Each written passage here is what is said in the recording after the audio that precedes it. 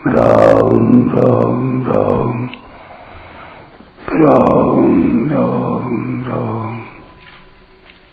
राम राम राम नारायण नारायण। प्रकृति का कार्य है क्रिया और पदार्थ। इन दोनों में क्रिया का भी आदि और अंत होता है तथा पदार्थ का भी आदि और अंत होता है। क्रिया आरंभ होने से पहले भी नहीं थी और समाप्त होने के बाद भी नहीं रहेगी, इसलिए बीच में भी वह नहीं है, ऐसा सिद्ध हुआ। इसी प्रकार पदार्थ उत्पन्न होने से पहले भी नहीं था और नष्ट होने के बाद भी नहीं रहेगा, इसलिए बीच में भी वह नहीं है, यह सिद्ध हुआ।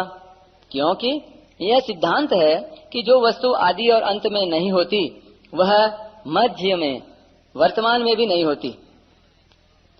आदावन्ते च यन्नास्ति वर्तमानेपि तत्तथा, मांडुक्य कारिका में ये आया है। परंतु चेतन स्वरूप का आदि और अंत नहीं होता, वह सदा अक्रिय रूप से ज्यों का त्यों रहता है। वह चेतन तत्व क्रिया और पदार्थ दोनों का प्रकाशक है। इस प्रकार क्रिया और पदार्थ के साथ किंचिन मात्र भी संबंध न होते हुए भी जब वह इनके साथ अपना संबंध मान लेता है तब वह बंध जाता है। इस बंधन से छूटने का उपाय है फलेच्छा का त्याग करके केवल दूसरों के हित के लिए कर्म करना। संसार में अनेक प्रकार की क्रियाएं हो रही हैं और अनेक प्रकार के पदार्थ विद्यमान हैं, परंतु मनुष्य जिन क्रियाओं और पदार्थों से आसक्ति, ममता और कामना पूर्वक अपना संबंध मानता है, उन्हीं क्रियाओं और पदार्थों से वह बंधता है। जब मनुष्य कामना, ममता और आसक्ति का त्याग करके केवल दूसरों के हित के लिए संपूर्ण कर्म करता है और मिले हुए पदार्थों को दूसरों का ही मानकर उनकी सेवा में लगाता है, तब कर्मयोगी के संपूर्ण कर्म यानी क्रियमाण, संचित और प्रारब्ध कर्म विलीन हो जाते हैं, अर्थात उसे कर्मों के साथ अपनी स्वतः सिद्ध असंगता का अनुभव हो जाता है। विशेष बात, कर्ता, करण और कर्म, इन तीनों के मिलने से कर्मों का संचय होता है। यदि कर्तापन न रहे तो कर्मों का संग्रह नहीं होता, क्योंकि करण और कर्म दोनों कर्ता के ही अधीन हैं। अतः कर्म संचय का मुख्य हेतु कर्तापन ही है। विचार पूर्वक देखा जाए तो कुछ न कुछ पाने की इच्छा से ही करने की इच्छा उत्पन्न होती है, जिससे कर्तापन उत्पन्न होता है। कर्तापन से बंधन होता है। जब मनुष्य पाने की इच्छा से अपने लिए कर्म करता है तब उसका कर्तापन दृढ़ हो जाता है। जब कर्मयोगी पाने की इच्छा का त्याग करके केवल यज्ञ के लिए अर्थात दूसरों के हित के लिए कर्म करता है, तब उसका कर्तापन दूसरों के लिए होता है। इससे उसे अपनी असंगता का अनुभव हो जाता है, इसलिए उसके द्वारा होने वाले कर्मों का संचय नहीं होता। कारण कि जब आधार ही नहीं रहा यानी कर्तापन ही नहीं रहा तब कर्म टिकेंगे ही कहाँ।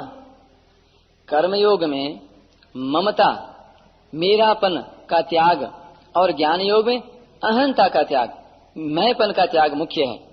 ममता का त्याग होने से अहंता का और अहंता का त्याग होने से ममता का त्याग स्वतः हो जाता है।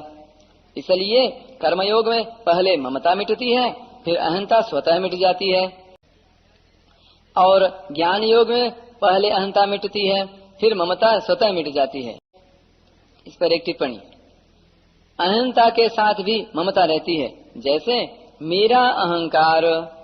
इसलिए कर्मयोग में ममता का सर्वथा त्याग होने पर अहंता के साथ भी ममता नहीं रहती। फिर अहंता कथन मात्र के लिए केवल संसार की सेवा के लिए रह जाती है। अहंता और ममता के मिटने पर कर्तापन और भोक्तापन भी मिट जाते हैं। कर्मयोगी अपने लिए कोई कर्म करता ही नहीं और कुछ चाहता ही नहीं, अतः वह कर्मों के फल का भोक्ता नहीं बनता। जैसे एक व्यक्ति को यहाँ कई दंड भोगने हैं, परंतु वह मर जाए तो यहाँ उसके सभी दंड समाप्त हो जाते हैं, क्योंकि जब भोगने वाला व्यक्ति ही नहीं रहा तब दंड भोगेगा ही कौन। ऐसे ही जब कर्मयोगी का भोक्तापन मिट जाता है तब उसके सभी कर्म समाप्त हो जाते हैं, क्योंकि जब भोक्ता ही नहीं रहा तब कर्मों का फल भोगेगा ही कौन। इसी अध्याय के 9वें श्लोक में भगवान ने कहा कि मेरे जन्म और कर्म दिव्य हैं। इस प्रकार जो मनुष्य तत्व से जान लेता है वह मेरे को प्राप्त होता है। जन्म तो केवल भगवान के ही दिव्य होते हैं, पर कर्म मनुष्य मात्र के भी यदि वे करना चाहें तो दिव्य हो सकते हैं। अतः इसी अध्याय के 14वें श्लोक में भगवान अपने कर्मों की दिव्यता का कारण बताते हैं कि कर्मों के फल में मेरी स्पृहा नहीं है, इसलिए मुझे कर्म लिप्त नहीं करते, अर्थात मेरे कर्म अकर्म हो जाते हैं। इस प्रकार कर्मों का तत्व जानकर जो कर्म करता है उसके भी कर्म अकर्म हो जाते हैं। फिर 15वें श्लोक में भगवान ने कहा कि मुमुक्षुओं ने भी इसी प्रकार जानकर कर्म किए हैं। इसके बाद 16वें श्लोक में भगवान कर्मों का तत्व कहने की प्रतिज्ञा करते हैं और 17वें श्लोक में कहते हैं कि कर्म, विकर्म और अकर्म तीनों का तत्व जानना चाहिए। फिर 18वें श्लोक में भगवान ने मुख्य रूप से कर्मों का तत्व, अकर्म अथवा निर्लिप्तता बतलाया। कामना से कर्म होते हैं, कामना के बढ़ने पर विकर्म होते हैं और कामना का अत्यंत अभाव होने से अकर्म होता है।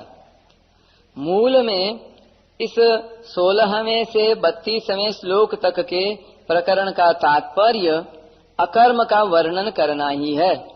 इसीलिए भगवान ने कर्म और विकर्म दोनों के मूल कारण कामना के त्याग का तथा अकर्म का वर्णन 19वें से 23वें श्लोक तक प्रत्येक श्लोक में किया है और अंत में 32वें श्लोक में इस प्रकरण का उपसंहार किया है। टिप्पणी। उदाहरणार्थ कामना के त्याग की बात इन पदों में आई है। काम संकल्प वर्जिता त्यक्त्वा कर्म फलासंगम निराशी यदृच्छा लाभ संतुष्ट है और गत संगस्य। अकर्म की बात इन पदों में आई है। ज्ञानाग्नि दग्ध कर्माणम नैव किंचित करोति सह कर्म कुर्वन् नाप्नोति किल्बिषम कृत्वापि न निबध्यते और कर्म समग्रम प्रविलीयते। परिशिष्ट भाव। एक क्रिया होती है, एक कर्म होता है और एक कर्म योग होता है। शरीर बालक से जवान तथा जवान से बूढ़ा होता है, यह क्रिया है। क्रिया से न पाप होता है न पुण्य, न बंधन होता है न मुक्ति। जैसे गंगा जी का बहना क्रिया है, अतः कोई डूब कर मर जाए अथवा खेती आदि कोई परोपकार हो जाए तो गंगा जी को पाप पुण्य नहीं लगता। जब मनुष्य क्रिया से संबंध जोड़कर कर्ता बन जाता है अर्थात अपने लिए क्रिया करता है, तब वह क्रिया फलजनक कर्म बन जाती है। कर्म से बंधन होता है। यज्ञार्थात कर्मणोऽन्यत्र लोकोऽयं कर्म बंधनः। कर्म बंधन से छूटने के लिए जब मनुष्य अपने लिए कुछ नहीं करता, प्रत्युत निस्वार्थ भाव से केवल दूसरों के हित के लिए ही कर्म करता है, तब वह कर्मयोग हो जाता है। कर्मयोग से बंधन मिटता है। यज्ञायाचरतः कर्म समग्रम प्रविलीयते। बंधन मिटने से योग हो जाता है, अर्थात परमात्मा के साथ नित्य संबंध का अनुभव हो जाता है। यह 23वां श्लोक कर्मयोग का मुख्य श्लोक है। जैसे भगवान ने ज्ञानाग्नि ही सर्वकर्माणि भस्मसात् कुरुते पदों से ज्ञानाग्नि के द्वारा ज्ञान योगी के संपूर्ण पाप भस्म होने की बात कही है और अहंत्वा सर्व पापेभ्यो मोक्षयिष्यामि पदों से भक्त के संपूर्ण पाप नष्ट होने की बात कही है। ऐसे ही इस श्लोक में यज्ञायाचरतः कर्म समग्रम प्रविलीयते पदों से कर्मयोगी के समग्र कर्म पाप नष्ट होने की बात कही है।